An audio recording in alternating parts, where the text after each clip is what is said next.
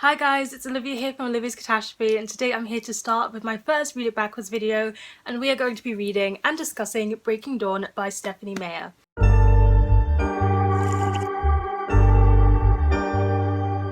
So before we get started, I just want to bring it to your attention that Stephanie Meyer has said and done some racist things in the past, and I'm not excusing that.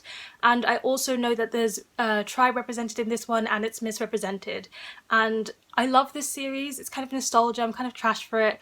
But I do want to acknowledge those things, so every time that I mention the Twilight Saga in any of my videos from now on, including this one, I'm going to be making a donation to the tribe itself. It came to my attention that you can do that on Twitter, so I'll always leave a link to that down below whenever I mention the Twilight Saga on my channel, and I hope that maybe you might be pulled to donate as well. Before each Read It Backwards video, I would like to direct you to my announcement of this series on my channel. In case you don't know what's going on, I'll have a link to that up here and down below in the description box.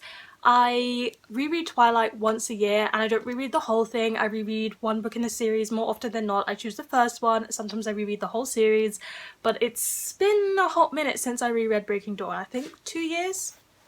2 or 3 years. So I usually don't get to this one just because it's the biggest one and it's not one of my favourites, but I pretty much know what's going to happen. I know what's going to happen, and I probably could quote you some lines. Okay, so I just read the first 3 chapters, which is 46 pages of Breaking Dawn, and I've decided I'm going to start tabbing, and I have a tab system. So for green, I'm going to tab the ship that nobody else ships. Nobody ships this. I've checked the fanfiction websites. I've never seen fanfiction written about this. But I believe that Carlisle and Jacob would make an amazing ship, okay? Carlisle is the one vampire that Jacob doesn't hate in the beginning, and him and Carlisle just have this dynamic that I truly believe could have been a ship. Then for pink, I'm gonna tab any moments that I think are romantic or I think are actually kind of cute, because sometimes Bella and Edward have those moments that are cute or something that I want to remember. Then for yellow, I've got problematic, and I've read 46 pages and there's quite a lot of yellow. So it's going to probably be the most dominant colour. And last but not least, I have orange, and that's for any moment that Jasper Cullen is mentioned. Jasper is my favourite vampire of the gang, and he is like amazing. He's one of the best characters. First of all, I forgot how dramatic the prefaces are in all of her books. She always has the most dramatic intros to her books. Then there's a mention of like a new car, and that kind of made me sad because like that damaged truck is such a big thing in the first book, and now I start reading the series and there's no truck. Makes me a little bit sad, but I'm learning to deal. And then I forgot that Jacob ran away at the end of the 3rd book or something. Like, he just goes on the run, and so Jacob's missing, and she's like, my Jacob, and that's where the problems start. The fact that she still calls him my Jacob is very problematic. Bella, you need to let him go. You need to let him recover. At one point when she's talking about how much she misses Jacob, she's like, oh, I'm trying to hide my emotions so that Edward doesn't get upset. And that was when one of the big red flags flagged for me. If you're trying to hide your emotions because of how it's going to affect your partner rather than thinking about yourself, that's already a very problematic thing. And then there was mention of Seth, and I forgot that Seth Clearwater is the cutest human being ever. He's just an adorable little cinnamon roll in this series. And also, I forgot how much, like, it's not even foreshadowing, it's hitting you over the head with what the plot of this book is going to be, because when they sit down to tell Charlie that she's married now, Charlie's like, you're pregnant, aren't you? And then later on they have a conversation where Edward's like, oh, I really wish we could be pregnant, but that can't happen, because once you're a vampire, you can't be pregnant. And then they talk about Tanya, and they go into this whole backstory about immortal children, and then she has a dream about immortal children, which they changed in the film to be about the wedding / an immortal child. But either which way, it's really going hard on the foreshadowing that she's gonna get pregnant, she's gonna have an immortal child. I don't see how 12-year-old me did not see that plot twist coming. At one point, Edward's like, I don't want to diminish her choice when talking about Bella, and I'm like, literally the 3rd book, you spent the whole time diminishing her choices, so don't you go and talk about diminishing her choice. I love a good wedding, so I did like the wedding scene. I forgot that Jacob showed up at the wedding, and Jacob was really trying his best to keep it together. I am not a fan of Jacob from Eclipse and Breaking Dawn. Mostly in Breaking Dawn because I remember he has a point of view and I remember that I didn't care, but at the same time I'm grateful that he has a point of view because then we have less pregnant Bella internal thoughts. Also, there's a moment where Edward's like, let's talk about my wife, and he says like Miss Cullen, and he's really proud, and I read that and I was like, I want someone to call me Miss Cullen, not Edward, but like I want to be Jasper's Miss Cullen, move over Alice. And then we got to the scenes that everybody was like fussing over this book for, which are the sex scenes, which don't exist because they fade to black. It fades to black. There's no sex in here. But we have to talk about the technicalities, how it wouldn't actually work because no blood moves around a vampire's body. So they're just missing some key things that you would need to make things happen. And I know Stephanie Meyer has said that it's venom that helps things go, like that doesn't work for me. It's weird, it's odd. Edward's is hard as stone, Edward is ice cold. I rest my case. I don't think it would have worked out between them. Bella trying to seduce is basically Bella making a deal, which brings me to an essay that I wrote last year when I did children's literature, which included young adult literature. I wrote an essay comparing Katniss to Bella, and I argued that Bella has more autonomy and self-control than Katniss does. Bella, everything she wants, eventually she gets. She wanted to date Edward, she dated Edward. Even Edward didn't want to date her at one point. She still ended up dating Edward. She wanted to be a vampire, we know that she becomes a vampire. She wanted to have some experiences while she was human. She gets to have those experiences while she was human, and we all know that she's going to get pregnant in this one and she's going to get to have her baby. So literally everything Bella wants, whether the Volturi don't want her to have it, whether Edward don't want her to have it, anything, she gets it. She gets everything she wants. And I'm not saying she's a strong female character because of that. There's lots of other elements to her which make her not a strong female character, but then we have to talk about the aftermath of like the sex scene. Ed was like, lol, I bit a pillow or two, and I'm just like, what is going on? What is going on that you don't notice a headboard being ripped up and absolutely destroyed and destructed? I don't know what is happening in those fade to black scenes because that stuff is crazy. Edward, after the first time, he's like, oh yeah, and I talked to Carlisle about what I should expect, you know, being a vampire, and I'm just like,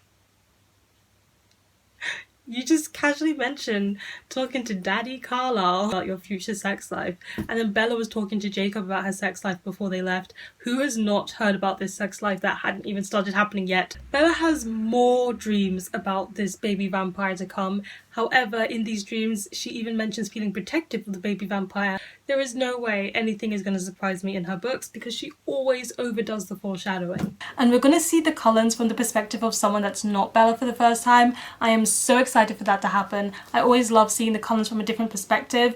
And the found family trope is one of my favourite tropes of all time. Oh, I forgot my hair is a mess. Oh, we're just going to ignore that. Yeah, so the found family trope is one of the ones that I love the most. I think it's my favourite trope. And the Cullens are the found family trope. They are friends who've made a family. And I guess the pack is the same thing, but I don't really care about the pack as much as I do about the Cullens. I'm for the Cullens, okay? I'm Team Edward. And we have made the switch into Jacob's point of view. I'm surviving. So here's a fun fact about me. I don't ever read chapter titles like at all. I think I didn't read them when I was younger, so my brain just completely ignores them and glosses over them. So for one, I'm also reading the chapter titles here, and I've noticed that while Bella's point of view gets really boring chapter titles that are one word, Jacob's chapter titles are more in the Jacob kind of tone where it's like, didn't expect this. And I think Maya does a very good job of making the two of them sound very different, and you can see that they're different people, whereas sometimes when you have multiple points of view and you switch between them, sometimes it feels like the same person. It was also interesting to see the pack dynamic. This is the first time we get to see it from Jacob's point of view, and it is cool to see how they think in each other's ways and understand the dynamic a bit better. I guess that's one of the cool things about getting to see Jacob's point of view. A scene that I always forget happens is that Jacob spends some time with Quill, who's just imprinted on Claire, who is a child, and he's like, this is awkward, this is weird, why doesn't he date other people? And they have that whole conversation, and I guess that's foreshadowing for the fact that Jacob's gonna imprint on the baby, because we see a like child dynamic, so we know it's possible right before it happens to Jacob. So I guess that is foreshadowing. Well done, Stephanie Meyer. Fangirl Olivia is here, and she's here to stay. I have emotions, and I know that with reading backwards it's just gonna keep on happening. Edward and Jacob have that conversation, and Edward's like, you know what, if Bella wants to have babies with you, she can have babies with you. And I feel like it's just a good way of showing how broken down and far gone Edward is, if he is offering that Jacob have a baby with Bella, like, first of all, it's wrong that he hasn't talked to Bella about this. He's offering this to Jacob, his worst enemy. Let's say Bella hypothetically said yes and went down this path. He would be able to see those memories in Jacob's mind all of the time. He's willing to lose her. He just wants her alive, and I don't blame him. But also, guys, just imagine if it had gone in that direction and then it'd been like the triangle that's actually a triangle, and then imagine if Edward and Jacob started to like each other throughout the thing and then it turned into like this poly relationship. There has to be fanfic about this. I've never looked into Twilight fanfic except to check if there was Jacob and Carlisle, but there was none. But maybe there's like Edward and Jacob and Bella all three being a thing, and this scenario shows that that could potentially have happened. I just love the drama. Jacob does not hate Carlisle, and he later says like, if there was such thing as a safe vampire, it was strangely the gentle leader, okay? He would stay away from Carlisle when the fight started. I rest my case. There's no evidence for my case, but the point is he doesn't hate Carlisle, and if he hates all vampires but he feels that way just about Carlisle, that shows how much he cares about him in some formal way, even if it's just friendship. Jacob made the offer to Bella, and Bella was talking about how Jacob is going to imprint, so I feel like, again, that's foreshadowing. First of all, I read the part where Leah joins the gang, and they're so mean to Leah. It just makes me so sad to see how sad they are to Leah, and I also don't like the fact that Jacob kind of later on in the story starts to understand where Leah is coming from, and the only way that he starts to understand and sympathize for Leah is because of the fact that he's experiencing the same thing with watching Edward and Bella. And yes, being able to be in the same situation as someone does make you emphasize more, but I wish he came to that realization without having to be in exactly the same situation. We need to normalize emphasizing with people before you're in the same situation as them, because there are some situations where you will never be in the same situation as them, and you should still emphasize with others and understand their struggles and be a bit kinder to people, Jacob. Also, we had the scene where Bella has to try drinking like human blood out of a sippy cup. People, when they read this book and they read that situation, they don't think about how disturbing it is what Bella is doing, like drinking human blood. Is that cannibalism? Like, it's so horrible. Just the measure of it, the measure of the horror. Carlisle thanks him so much, and Jacob's just like, don't mention it, and then something happens and Jacob's like, I wanted to be angry with him, but he was making it so hard. And then for the first time, Jacob is kind of like seeing Carlisle as a person and just talking to him normally, calls him Doc for the first time, and that term of endearment always gets me. He's like, you're losing me, Doc, can you dumb it down? And Carlisle chuckles once, like, he's like, and Carlisle laugh. Have we seen Esme do that yet? I don't think we've seen Esme do that yet. And then this is Jacob thinking about how he doesn't hate him. He's like, I sighed too. It'd been so easy to hate Edward for the same ignorance. I still hated him for it. It was just so hard to feel the same way about Carlisle, because he loves him, guys. Okay, and then later on, they talk about chromosomes, and Carlisle admits to having tested Jacob, and Jacob's like, it's okay, Doc, you didn't mean any harm, and they just have a really cute conversation. And like, Carlisle laughs again. They're in love, guys. First of all, the issue with clothes happens with Jacob, and he's like, he's got no more clothes, and then they offer him some vampire clothes. And the fact that he was like tying the shorts to his leg just reminds me of the fact that he's only wearing shorts. Are all the werewolves going around commando? Which also begs the question, when Leah was offered clothes and stuff, was Esme like, did she offer underwear? Because wearing somebody else's underwear, I'm just not sure. So I kind of love this tentative friendship that Jacob and Leah have formed, and also that Jacob and Edward have formed.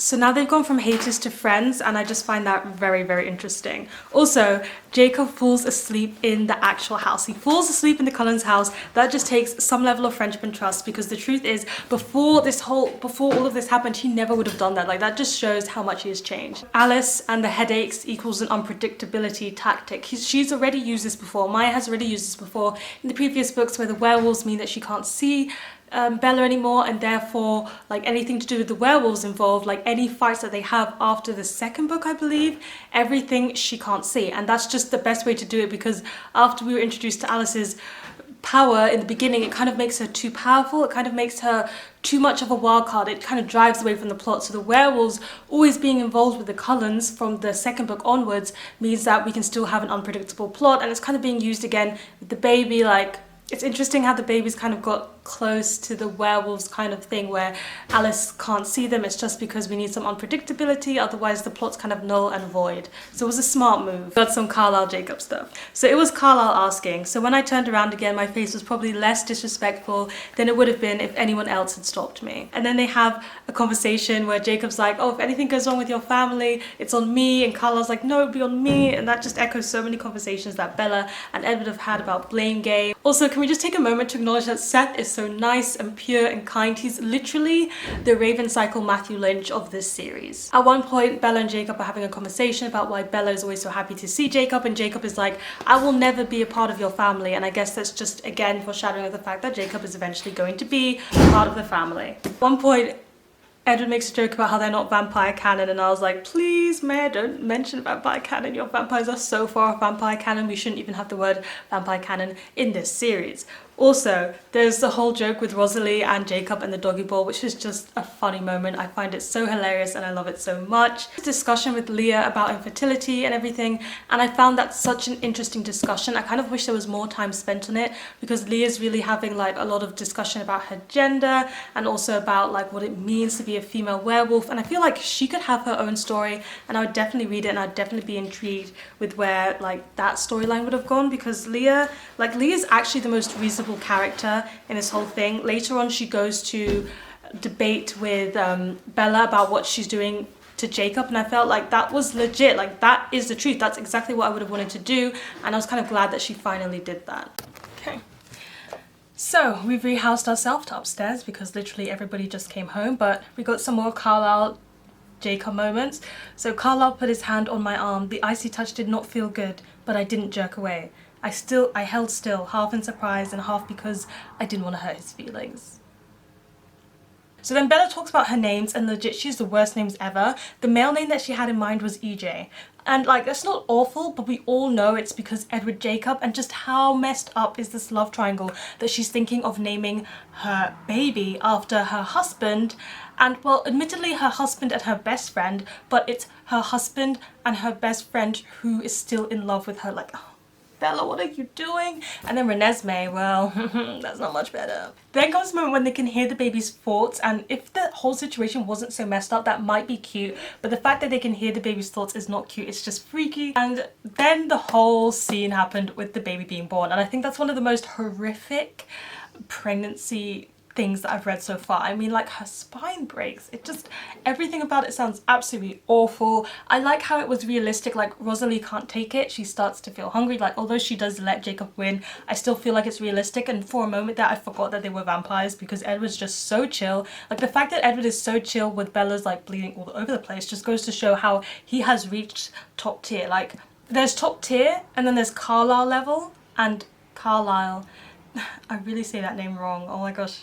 There's Carlisle level, and yeah, Edward reached Carlisle level. It shows how much he's progressed from the first like bit where we first meet him and he's like, I can't even be in the same room, and now she's like bleeding all over the place and he's like, I can chill here for as long as I want. I just want to take a moment to say something about the pacing of this book. It was just perfect timing. Just when I thought I don't really want to hear more about the pregnancy, Stephanie Meyer was like, actually people are going to be fed up then, now let's do the pregnancy now, and she just paced it so on point, and that makes me so happy.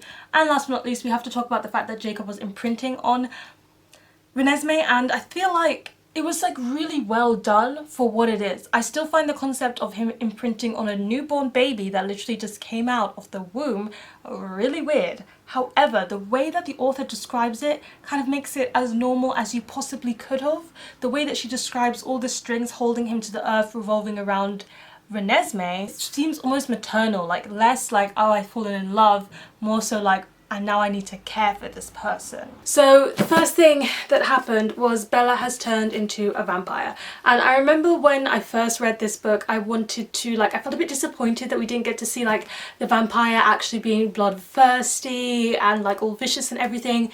But again, it was smart at Stephanie Meyer's side because we didn't have time to like hear about all of that. If we wanted an actual story, an actual plot, we couldn't just have Bella going with her instincts. So again, very smart placing of the power choice that she she gives her. Also, I remember I really liked finally getting a vampire point of view because it was just so interesting to see what they could see, what they could do, how easy it was for them, and I feel like that's one thing that she described very well and I was very interested in hearing described. Also, Jasper's featured a little bit more. We get to see Jasper kind of trying to be the bodyguard and play the bodyguard role because we're all worried about Bella like attacking Renesmee and Jacob and all the other humans, but like Jasper being a bodyguard character is just so me. I love a good bodyguard. I also love when Bella sees Jasper for the first time and he's got like these scars on her face, and for the first time she actually feels that fear of him, and Jasper like reads the room and reads her expressions and is just like she's noticed. Like it just, I love Jasper, he's literally the best character. Oh, I've also decided that Jasper is definitely an INFJ, so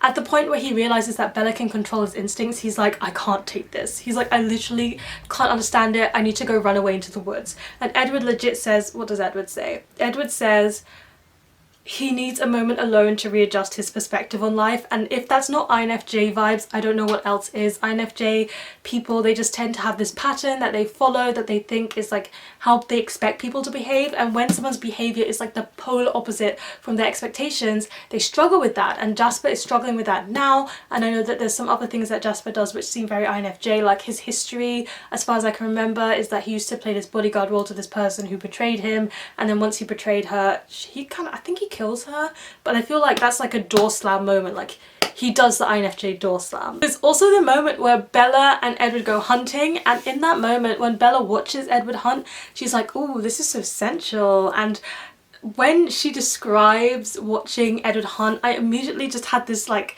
tangent thought of 50 Shades of Grey, which I have not read, but I have heard that like Grey is his name, 50 Shades of Grey, Christian Grey like eats food and then like thinks of sex or something, and I was like, I know it's Twilight fanfiction, but like did that little like morsel of fascination come from the fact that Bella watches Edward eat and then was really turned on, and therefore that translates into 50 Shades of Grey? Maybe I'm reading too much into it. The fact that Bella liked Jacob because she was carrying Renesmee, like it makes so much sense. And like it makes so much sense, but it's still so strange. And Renee's gift is just so smart, and it makes so much sense because it's Edward's gift reversed, and it means we get to know so much more about her like at such an early age. And I love the fact that her gift is Edward's one reversed. We have to talk about the funniest scene in Breaking Dawn entirely. It's the funniest scene in the film, it's the funniest scene in this book, and that is the famous "You name my daughter after the Loch Ness Monster" scene. Like it's so just peak funny. I just find the scene in the film hilarious. I find the scene in the book hilarious.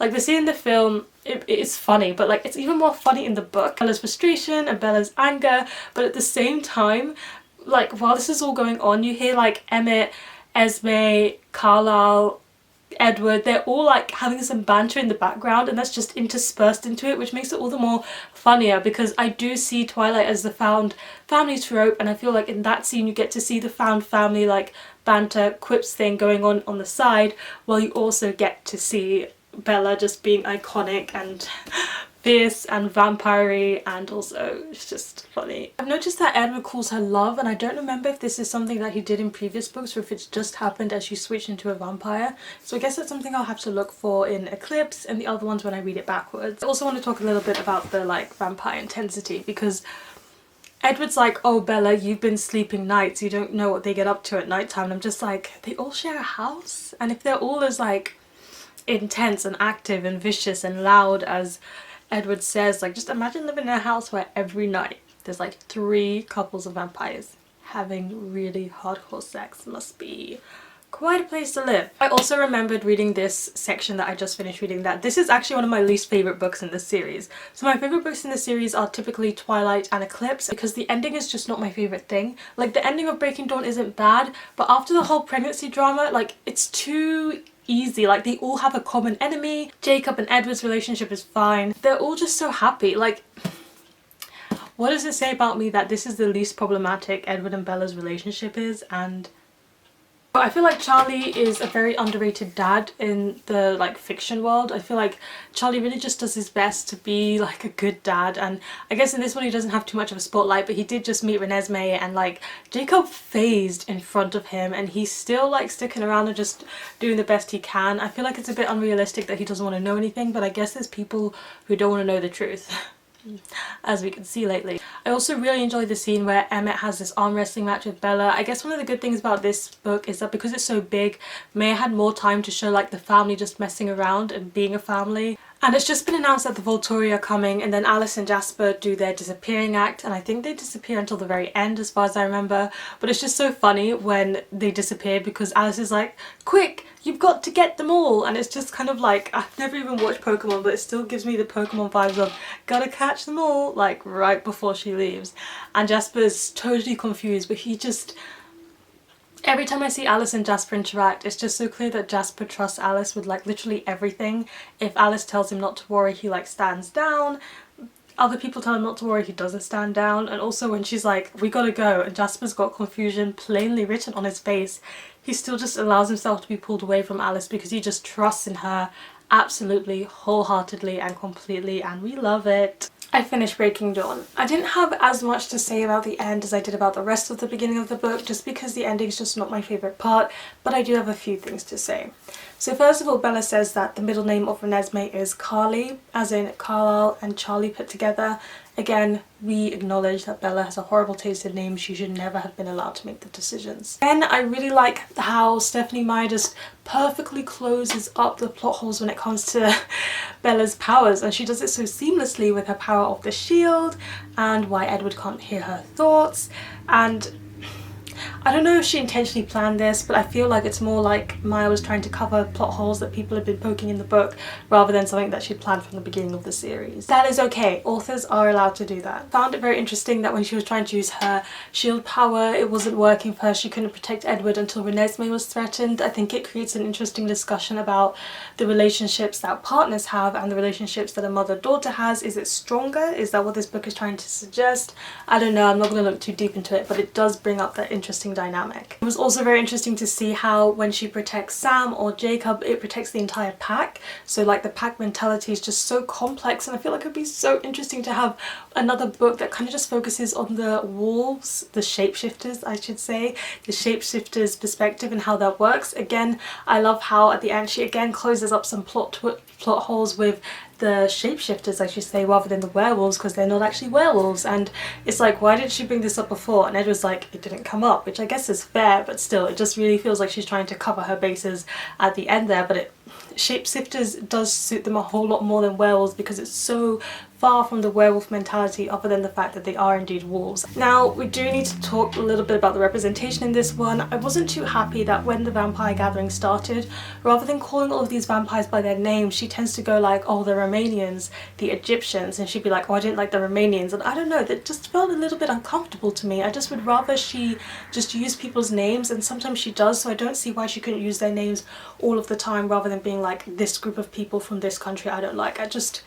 It just niggled at me. And secondly, I just really didn't like the way she introduced Safrina and her sister. Like in the beginning, it just seemed a little bit racist, I gotta admit, because they're the black vampires and they turn up and then she's like so uncomfortable. Bella is so uncomfortable with the black vampires being there. She's like, they move differently than all other vampires, they're scary. And then when she has to give them to Renesmee, she was like, oh, I'm scared for Renesmee. And even when she's like, oh, I do like them, I do, but they still scare me and I wouldn't want them near me. I'm like, what you scared of, woman? You're a vampire, they're a vampire. The only thing different between them is that they come from a different culture and they have a different skin tone. So I don't know, that also really just didn't sit well with me, and I feel like Breaking Dawn is not one that I reread often, and I can see why. I prefer the first half so much, and then all the drama's gone, and then there's like icky feelings of the way that she's describing other people. I'm just not for it, so I can't see myself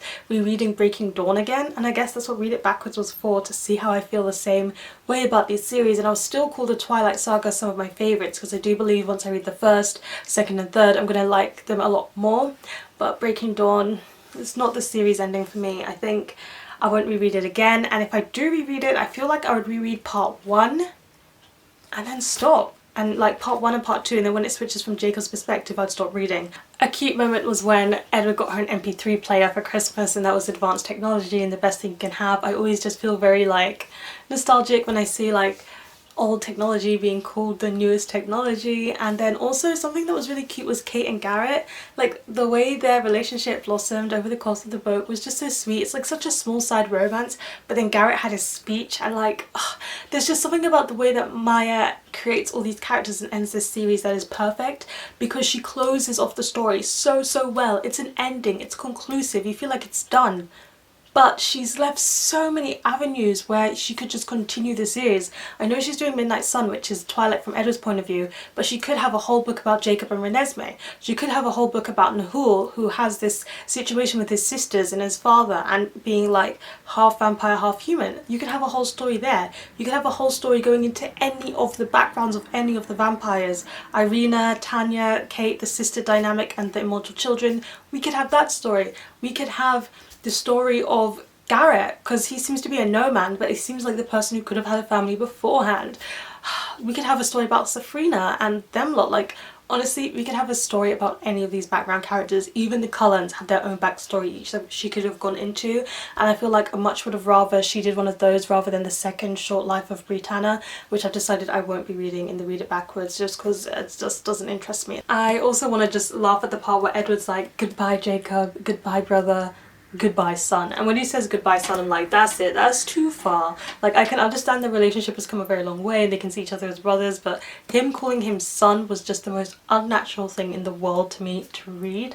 And lastly, they're like, oh, in 6.5 years Renesmee is going to have reached full maturity, but apparently Nahul still looks like quite the child. And I'm like, how's that going to work for Jacob and Renesmee? Is she still going to look like a teenager the whole way through? Is that like going to stay, is that going to morph into a romantic relationship, or is his imprinting always going to stay this like child brother kind of dynamic? I'm curious. This book doesn't give me the answers. Another book could give me the answers, Stephanie Meyer. So that's kind of all I think about this book. You can see that it's kind of mixed. I feel like if teenager me, 12-year-old me who first read this book rated it, it would have been a 5-star rating. I doled out the 5 stars like nobody's business back then. So I think back then I would have given that book 5 stars, and like the pacing is still impeccable in this book with this I think I would give it 4 stars. I'll give it 4 stars now, and if I was gonna be like really critical, I would give it 3 stars.